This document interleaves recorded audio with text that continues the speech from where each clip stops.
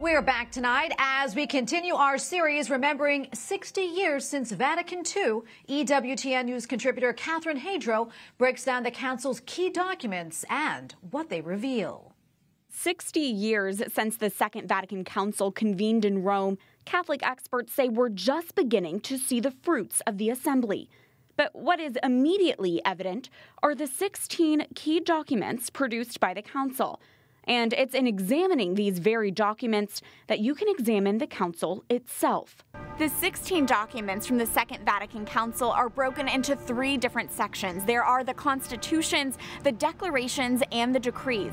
All documents can be read online at the Vatican's website. It's not so much that some of the documents are more important than others, it's really that some are more fundamental than others. Monsignor Paul McPartlin is a Vatican II expert. He's a professor of historical and systematic theology at the Catholic University of America, who today is helping us understand the key Vatican II documents. 4 of them have the name Constitution, and that gives you a big clue that these are the fundamental documents. And they're like the 4 pillars of the Council. Those 4 constitutions are Sacrosanctum Concilium, which is on the sacred liturgy. There's Lumen Gentium, the dogmatic constitution, De Verbum on divine revelation, and Gaudium et Spes, the pastoral constitution on the church and the modern world. That intense focus on the person of Jesus Christ is very, very evident in those core teachings of the Council. When asked which of the 16 Vatican II documents are the most significant, historian, theologian, and EWTN News executive editor Dr. Matthew Bunson names 2 of the Council's constitutions. One is the Lumen Gentium, which is the dogmatic constitution on the Church, and that is trying to discuss the Church and who the Church is for the modern world to understand.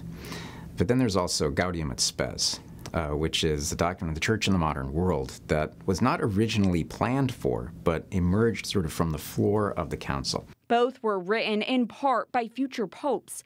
Joseph Ratzinger, or Pope Emeritus Benedict XVI, helped write Lumen Gentium, and Karol Wojtyła, or St. John Paul II, helped with Gaudium et Spes. 12 of the Vatican II documents are labeled either declarations or decrees. Decrees are formal teachings that want something to be done. There's a decree on ecumenism. There's a decree on the renewal of religious life. These are directives, if you like.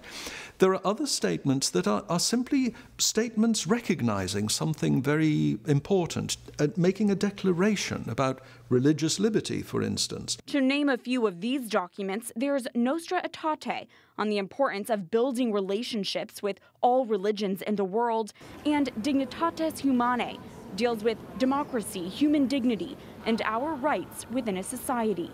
Both somewhat controversial in their time, but both, I think, have been really important in positioning the Church to be such a prophetic voice in the modern world, in proclaiming human dignity and proclaiming the dignity of the human person. And there's the Inter Mirifica Decree. That document called on Catholics who are engaged in social communications, and communications of all forms, to do 2 things. The first is to embrace and understand the importance of new media, new technologies, but then to use those technologies to proclaim and evangelize the unchanging teachings of the Church. So there has to be an openness to innovation, which we all want, but then there also has to be that fidelity to our teachings. These Vatican II experts emphasize the key documents are meant for the Church, for us, though that might feel daunting at first. Dr. Bunson suggests starting off with the Catholic Catechism. Thumb through the quotes in the footnotes, which are filled with references to Vatican II. And then he recommends picking up the Lumen Gentium document. Slowly read through it. Take your time with it and understand what they're actually saying in this document. It's profoundly theological, it's rich, but it is actually accessible if you take the time to read it. Documents need to be known. We need to study them and to understand them. And so, you know, I would want to say that it really is very important to actually to take up the documents of the Council and to read them. People often say, oh, Vatican II said this, or Vatican II did that. But, you know, dare I say, Did the council actually say that? Did the council actually do that? Have you got chapter and verse? Have you read the documents? And this really is the challenge. In Washington, Catherine Hadro, EWTN News Nightly.